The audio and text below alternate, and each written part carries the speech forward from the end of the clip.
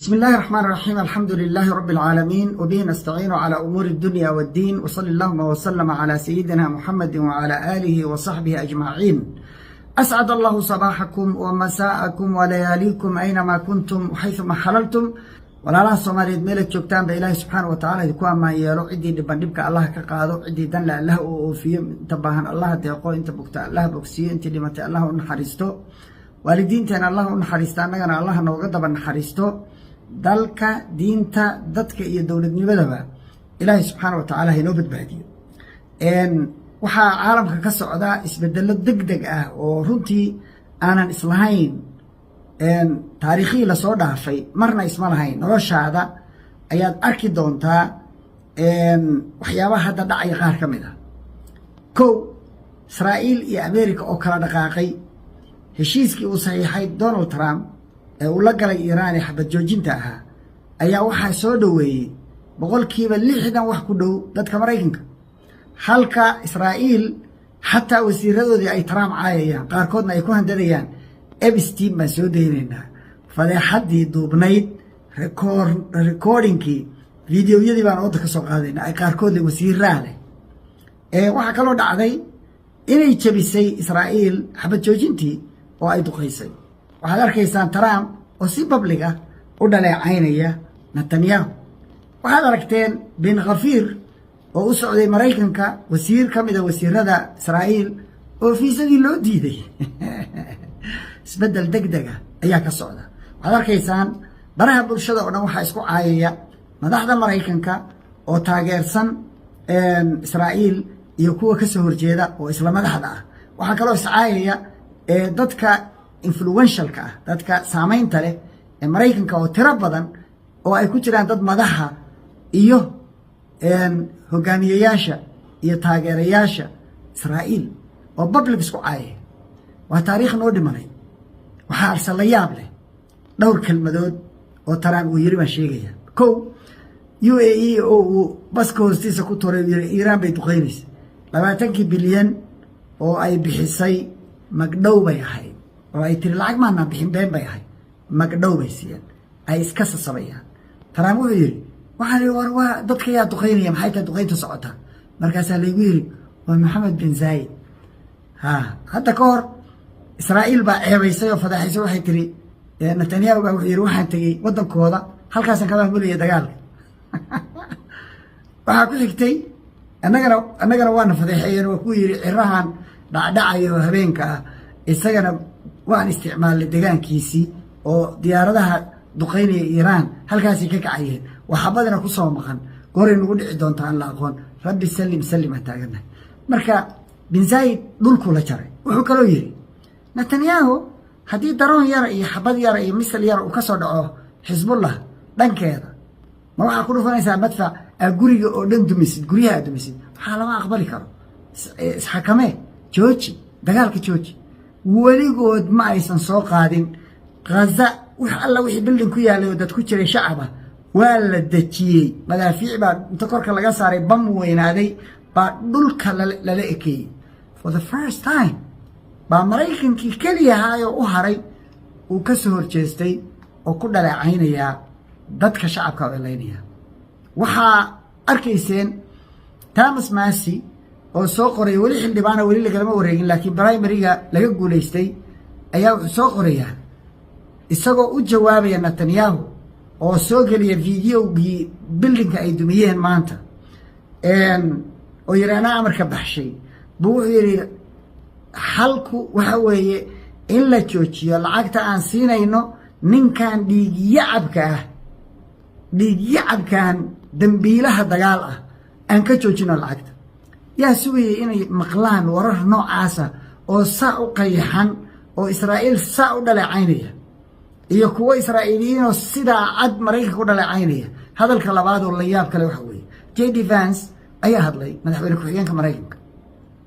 wuxuu la hadlay wasiiradaas caytamaya oo Trump caayaya. wuxuu yiri kow, laba arrimood baa idiin sheegay. kow, annaga la'aantay horta maba aadan jirteenba. waa dawlad welfare ku nool, xabadaha ay ridaysa la siiyey,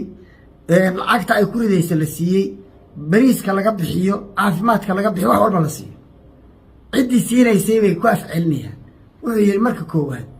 annaga la'aanta horta ma jiri kartaan labo xabadaha iyo madaafiicda aad dadka la dhacaysaan iyo hubka isticmaalaysaan saddex marka loo qaybiyo laba meelood maraykanka gacmahooda sameeyey marka labaadna waxaa idiin gaday lacagta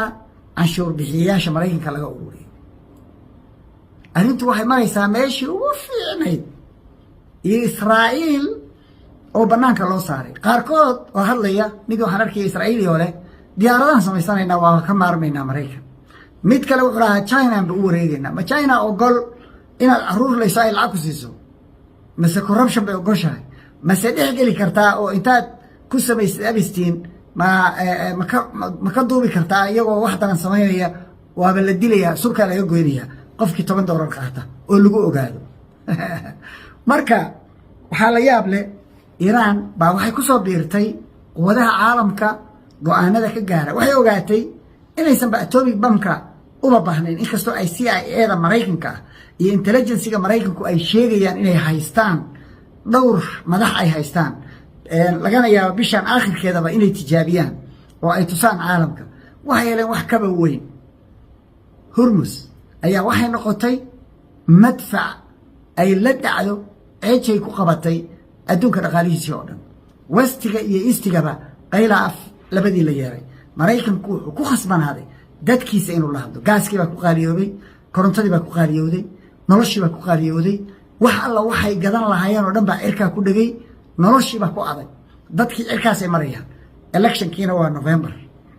Trump iyo xisbigiisu waxay og yihiin inay dhulka ka hoos marayaan saa darteed heshiiskan ay galeen waxaa soo dhaweeyay 60% oo waliba u badan Republikaankii dadkii dawladda ku kacsanaa dawladday la jiraan iyagay difaacayaan kuwii yar-yarka ahaayo propagandistayaasha ahaa Mark Levin iyo Shapiro iyo qashinkii u shaqayn jiray Laura Loomeris iyo kuwiis wada psychopathka ahaa oo dhiigyacabka ahaana qaylay af labadii yeereen oo dawladdii bay caayayaan waa la isdaba maray dhinaca kale tagay yaa islahaa sidaa degdeg ah yaa wax u dhacaya waxaa kaloo idinku daraya Trump waa ninka ugu dambeeya ee Israa'iil ay ku shaqaysan doonto nin kasta oo ka dambeeya waa jaraya IPAC waa laga cararaya Israa'iil waa laga qaxaya lama doonayo qof ma garanaysaa taageersan Israa'iil waxaa ku xigta mar dhow aan fogeyn aad arki doontaan iyadoo lacagta laga jaray Israa'iil oo lacagta laga jarayna waa lagu kala tegayaa guryahoodii ku noqonayaan iyadoo saas ah midkaan miskiinka oo dhacdhacaya oo garab ordaya oo hadeer doontay doon sii degayso raacay doon sii degaysa ayuu u booday ciro waxaan aad u bogaadinayaa munsadiixa hadalkiisa muuse dhaqankan waa diiday bayt al-maqdis inuu yiraahdo yahuud baa lehna uu ka xishooday caruurta meesha ku xiraysan oo la duqaynayana wuxuu yiri inuu isgarab taago fadeexad weeye reer waqooyiga waxaan leeyahay ninkan miskiinka ah ama faraha laga hayaa ama waa geed qabi ah oo waxba kala ogeyn markuu soo laabto qol ku xira waxa la wixii uu sameeyay ka kacdaha اعترافنا ما كينا وحو كيناي والبو كيناي مدافع باينا كو سو سقوتay iyo gantaalo iyo waxayna iska celin karin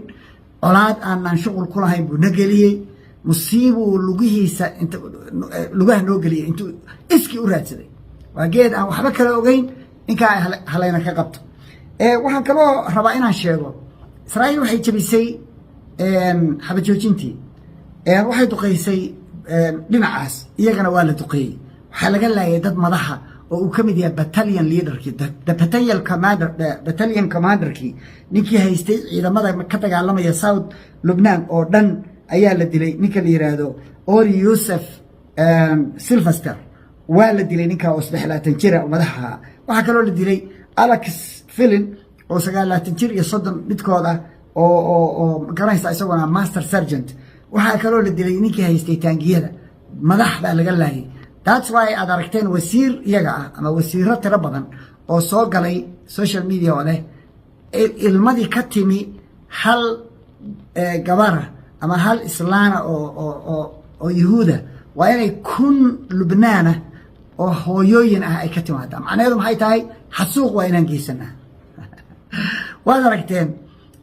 Piers Morgan oo ku sheegaya inay yihiin xasuuqlayaal genocidal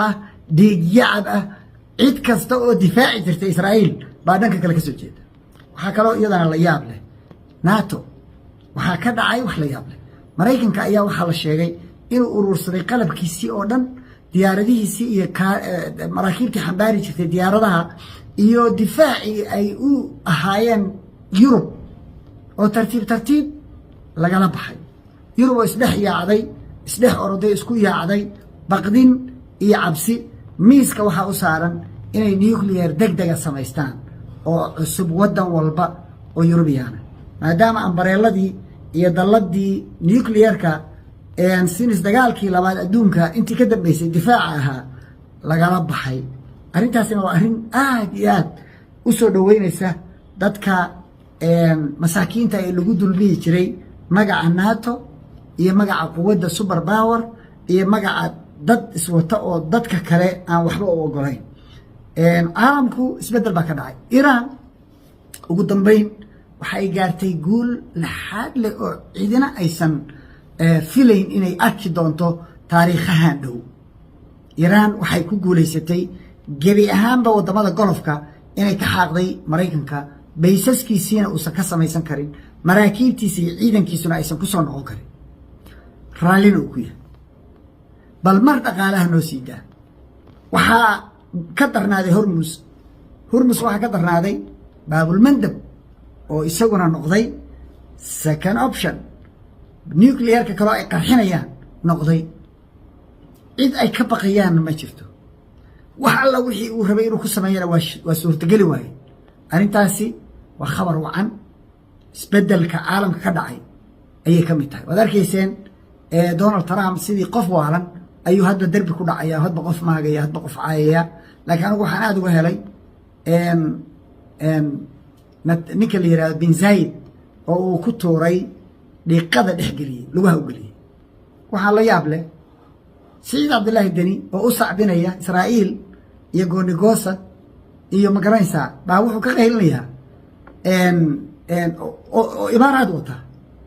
oo ciidan intuu dhistay ciidamadiisa inta u khudbeeyay dadka halkaa ka toogta wadada maxkamad la saarin waxaad arkaysaa isagoo leh guryaha kuwii ugu daadan lahaa baa tiin dadka Puntland danteeda cidii ka hortimaada danteedu waa isaga afkaartiisa cidii ka hortimaada guryaha ugu daadanaysaa xamar buu socdaa tartan buu ku jiraa dhaban cad buu dirsaday dhaban cad wuxuu ka qayb galayaa shirarka wuxuu isla sawiri doonaa madaxda iyo dawladda isagu isla sawiraa goortuu tago shirar buu la galaa dambi maaha laakiin qof isaga aan la socon haddii uu isla sawiro waa dambi weyn qaran dumis waxaan la yaabay reer Puntland waxaa loo akhriyay 10 sano la soo dhaafay oo aan maqlayna si joogto ah 10 sano la soo dhaafay ciidamada qaranka nalooma ogola waana loo diiday ciidankiibu noo diiday Puntland farmaajo waa noo diiday Xasan Sheekh waa noo diiday kii ka horeeyay waa noo diiday hadda haddii ciidan kamida Puntland ay mushaar ka qaataan dawladda federaalka ah waa qaran dumisnimo why because anigaan oran oo dawladnimadu ma nin bakhaar ku jira qol baana u xiran cid uu la hadlaa ma jirto taleefankiisa isaga xildhibaanadiisii waalnaa oo jinka qabay kuwii jinniga qabay oo dani lahaa baa ka soo horjeeda hadda oo aan maqli karin arkina karin raba inay ridaan dawladdiisa ma ujeedaa waa sugayey in safka layla soo galo muddaan waday keligey baan ahaa muddaan keligey ku ah aragti ninka dadka ka ildheer oo ka aragti horeeya inta badan waa victim buu u noqdaa iyaga safka hadda lagu jiraa saasaa safka loogu jiraa oo leeyahay deni ma ujeedaa dawladnimana shuqul kuma leh waa nin shaqaalo waa niman waxaan la fadhiistay niman xildhibaan ah oo halkaan Nairobi aan isku aragnay oo yiri waxaan rabnaa inaan xukuumadda ridno baa waxaan ku yiri maxaa ka faa'iideysaan xukuumadda ridideeda markaas waxay igu yiraahdeen waxaan rabnaa inuu madaxweynuhu talada miiska saaro oo nagula soo noqdo oo talada wax naga siiyo markaas waxaan ku yiri tala gacantiisa miyay ku jirtaa taladii bin Zayed baa haysto Abu Dhabi bay taallaa ma maybe intay israacdaan xildhibaanadiinu xagaa tago oo taladii noo soo celi dhaha ninka iska haysta talada idinka haysta ma deni ma ujeeda marka waxaan arkay marka sawir ay isla galeen taliyaha ciidanka danab Jimcaale wasiirka arrimaha gudaha Soomaaliya Xoosh Xasan Sheekh Maxamuud Xamse Cabdi Barre madaxweynaha iyo ra'iisul wasaaraha iyo yaa kale iyo nin odayaho isagoo aan xil hayn oo leeyahay Xasan Shiraab gaalo aaran jaankii hore ah oo sawir isla galay baan markaas sawirka waxa laga falcelinaya oo leeyahay qaran dumis dawladda la burburinaya Puntland baa burburaysa Puntland madani baa isku haya qol baa u xiran isaga haya nabadeeda iyo amnigeeda nimanku leeyahay burburinaya nimanka amniga u ah qoryaha u sita way oo ay ka burburinayaan dad burburiyaan meeyaa iska burburinaya waxa loogu sheekeeyaa caruuraha laakiin hadda waxaari quruurixi bartaba bilaabatayo hurdadii waa laga kacay gaalkacay arkayseen oo lagu eedeynayo inay ciidan qoranayaan ee ka soo horjeeda dawladda Puntland dumin doona waxaas khuraafaad weey ciidanku meel uu joogaba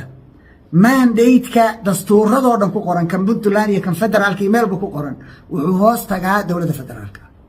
ciidan oo dhan oo aan dawladda federaalka hoos tagin waa maleeshiyo weey waa marka la eego idinka dastuurka la qorateen marka ma idinka kala hadlaya afatu'minuna bi ba'd al-kitab alladhi katabtuhum antum ya kutubtaas qorateen afatu'minuna bi ba'd al-kitab wa takfuruna bi ba'd qaarna ma rumaynaysan qaarna ma beenaynaysan idinka ma sidii dabayshi baa marba dhinac la idinkaga imaanaya ma wixii la rabaa la idin sheegay xishoon la idinka xishoon maayo waa iska hor ordaysaan waa ka irahaas qabqablo iska socdo Jerusalem Israa'iil baale khabiith aan ilaahay aqoon diinna lahayn waxaasa ina wada xukuma kulligood waa nooca waa wasakh meelo daran laga wada keenay waxay yihiin lama yaqaan diin male dhaqan male dignity iyo sharaf male kuwa u sacbinaya baa ka liita oo shacabka ah idinka ka liita idinka wasakh ah marka wasakh ba madaxa la idinka dhigay al umaraa min an-nas wa mahma araba af arabiya madaxdu